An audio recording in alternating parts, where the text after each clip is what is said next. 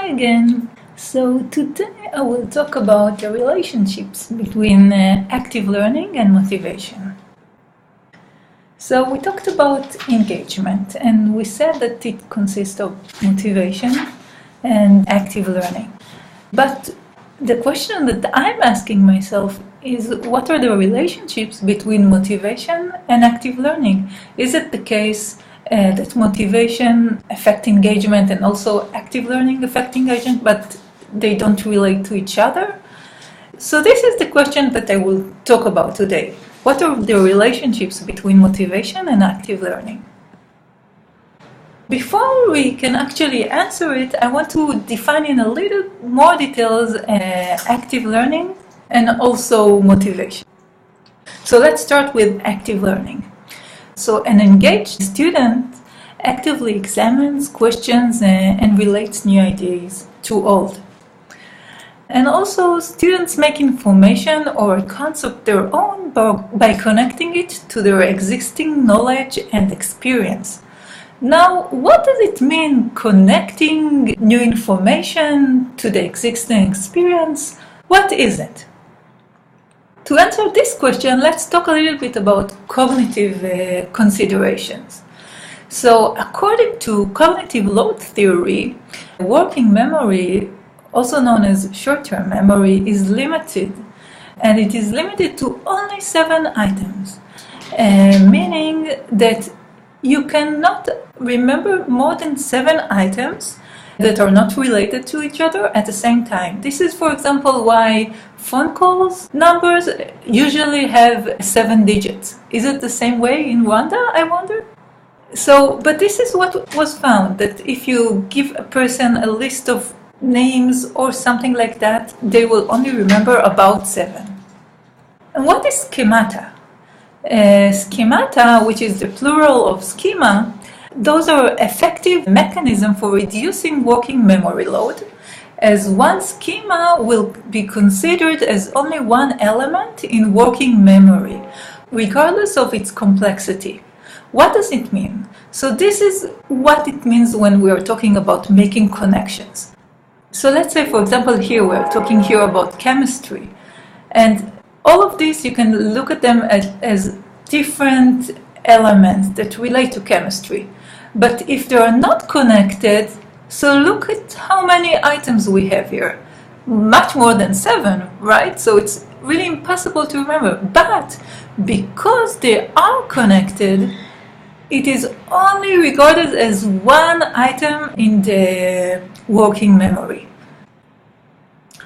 Another example, the group in 1965 found that expert chess players look at a board as a single entity. I'm not an expert chess player, so I see, like the different pieces, and I see 2 here and maybe the king here, and I'm looking at individual pieces. But when asked to remember what it is and close my eyes and then be given an empty board and try to place the pieces exactly at the same order, it will be very hard for me. Whereas an expert chess player, he actually sees the board as one entity. So he looks at it and that's it. All of them are connected together to a single entity. If you give him a new board and all the pieces, he can actually manage to order them with no problem. What does it have to do with active learning? Remember, we talked about the task-centered instructional strategy. And I showed you that in the task-centered instructional strategy, instead of teaching by topic, so instead of teaching in this order, we teach by task. So we teach this task first, and then we teach this task, and so on. What does it help us do? What it helps us do is actually build a schema. So as opposed to just learning each topic individually without connection to each other, when we are talking about a task, we are actually connecting the different topics together. So now all these different elements that are included in task A are connected together and are regarded as only one item in the memory, which can really help the student. because what it does is really reduce the cognitive load. So let's now talk about motivational considerations. So we talked about active learning, and the cognitive considerations are an important element of active learning.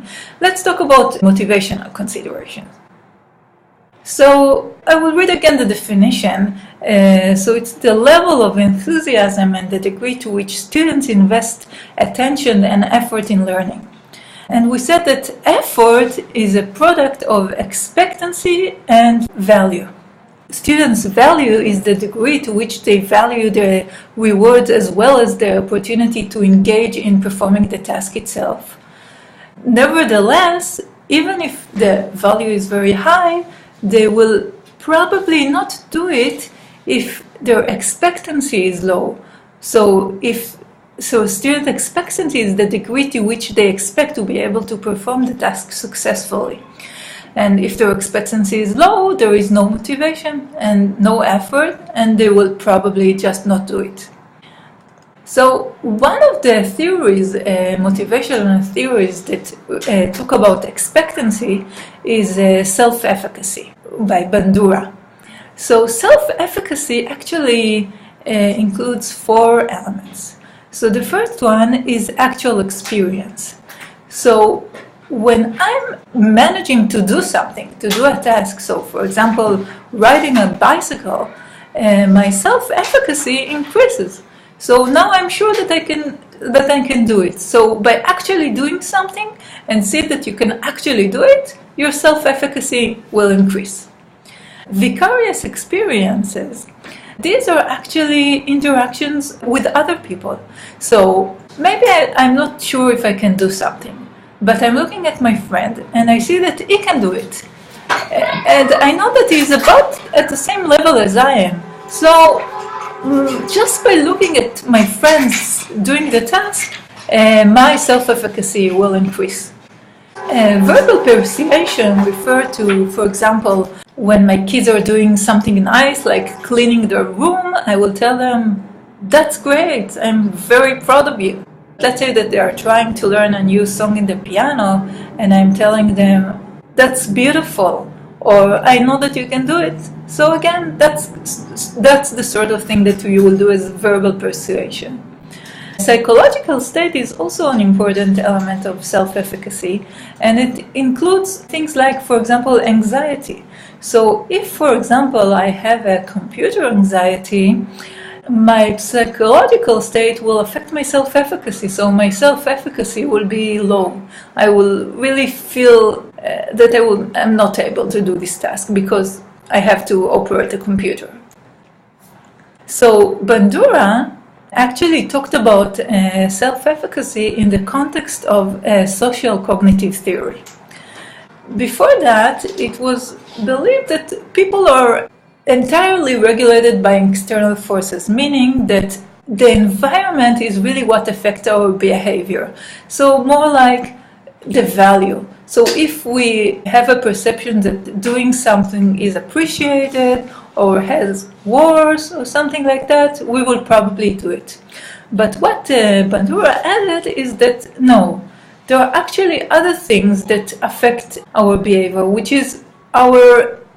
are internal to us, like self-efficacy.